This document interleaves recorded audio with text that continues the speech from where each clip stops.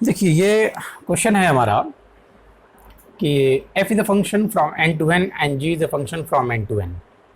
अब हमें यहाँ पे दो फंक्शन सेट करना है, एक f के लिए और g के लिए, और वो फंक्शन कैसा होना चाहिए कि फंक्शन का कंपोजिशन अनटू हो लेकिन f उसमें अनटू ना हो। ठीक है, तो कंपोजिशन की प्रॉपर्टीज़ हम जानते हैं कि अगर फंक्शन का कंपोजिशन अनटू है तो उसमें g का अनटू होना ज़रूरी है। ठीक है, f अनटू हो या ना हो लेकिन g का अनटू होना ज़रूरी है। तो ये फंक्शन ये जो प्रॉपर्टी है, अगर ये हमें याद है तो हम फंक्शन को बहुत ही आसानी से सेट कर सकते हैं, उसे बना सकते हैं, उसको डिज़ाइन कर सकते हैं। तो यहाँ पे हमने फंक्शन लिया f of x is equal to x plus one. ठीक है, ये देखने से लग रहा है कि ये अनटू नहीं है, क्योंकि अगर हम कोई भी नेचुरल नंबर रखेंगे, कोई भी नेचुरल नंबर जैसे 1 से स्टार्ट होगा, 1 अगर रखते हैं तो हमें 2 मिलेगा, फिर 2 पे हमें 3 मिलेगा और फिर उसके बाद 3 पे 4 मिलेगा। तो हमें जो रेंज में वैल्यू मिलेगी वो मिलेगी 2, 3, 4, 5, 6, 7, 8, 9 एंड सो ऑन। ठीक है, तो जो रेंज होगा उस रेंज में 1 नहीं होगा। ठीक है, तो जब 1 नहीं होगा तो वो कोडोमेन से मैच नहीं करेगा। ये इसको ज़रा देख लें कि ये अनटू है कि नहीं है। x इज इक्वल टू 1 पे 1 मिलेगा, और अगर ग्रेटर देन 1 है यानी कि 2 है तो 2 अगर हम रखते हैं तो 2 पे हमें मिलेगा 1, फिर उसके बाद हमें 3 पे मिलेगा 2। ठीक है, तो वैल्यू हमारी जो स्टार्ट हो रही है 1, 2, 3, 4। ठीक है, तो हमें जो रेंज मिलेगा वो रेंज कोडोमेन से मैच करेगा। ठीक, अब इसके कंपोजिशन को भी देखना है तो हम पहले कंपोजिशन भी निकालेंगे, लेकिन सबसे पहले जो हमने एग्जांपल लिया यानी ये हमारा आंसर है। ठीक, हमसे जो कहा गया हमने ये लिख दिया, ये हमारा आंसर हो गया। ओके, अब आगे जो हमने एग्जाम्पल लिया यानी जो सेट किया, हमने कहा कि ये हमारा आंसर है, तो इसको जस्टिफाई करना पड़ेगा, इसको बताना पड़ेगा कि कंपोजिशन अनटू है लेकिन एफ अनटू नहीं है। तो सबसे पहले हम दिखाएंगे कि एफ अनटू नहीं है। तो हमने कहा रेंज ऑफ एफ, जब हम इसमें 1 रखते हैं तो हमें 2 मिलेगा, 2 पे 3 मिलेगा और 3 पे 4 मिलेगा एंड सो ऑन। ये जो रेंज हमें मिला ये मिला n-1। ठीक है, सभी नेचुरल नंबर होंगे लेकिन 1 नहीं होगा। अब ये जो रेंज है और ये जो कोडोमेन है ये दोनों मैच नहीं कर पा, तो यहाँ पे हम लिखेंगे कि since range of f is not equal to codomain, therefore f is not unto। Okay, अब हम कंपोजिशन लें। तो कंपोजिशन के लिए हमें दो कंडीशन में कंपोजिशन लेना होगा। एक x इज इक्वल टू 1 के लिए, तो सबसे पहले हमने x इज इक्वल टू 1 लिया।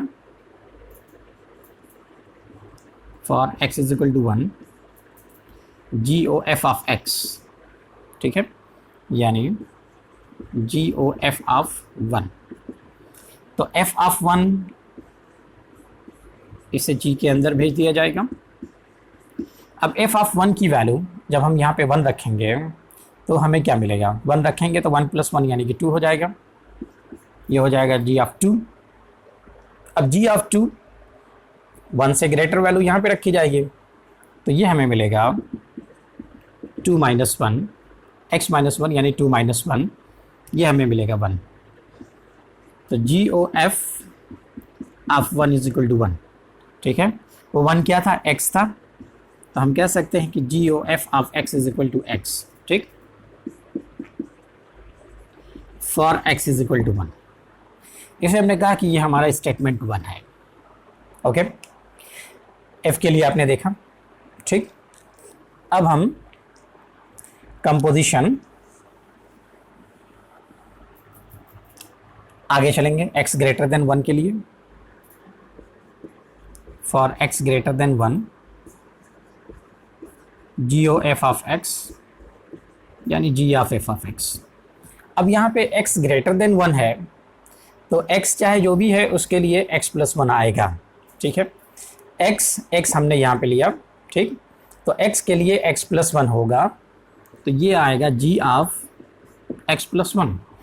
अब यहाँ से हम देखें x कोई भी नेचुरल नंबर है तो 1 से ऐड होने के बाद वो 1 से ग्रेटर हो जाएगा। अब यहाँ पे जो इनपुट आ रहा है वो 1 से ग्रेटर है, अगर 1 से ग्रेटर है तो ये फंक्शन काम करेगा, ये इनपुट यहाँ पे जाएगा। तो आगे जब हमको मिलेगा x + 1 - 1 यानी x, तो g o f of x, ठीक है। तो इसको हमने कहा कि ये हमारा स्टेटमेंट 2 है।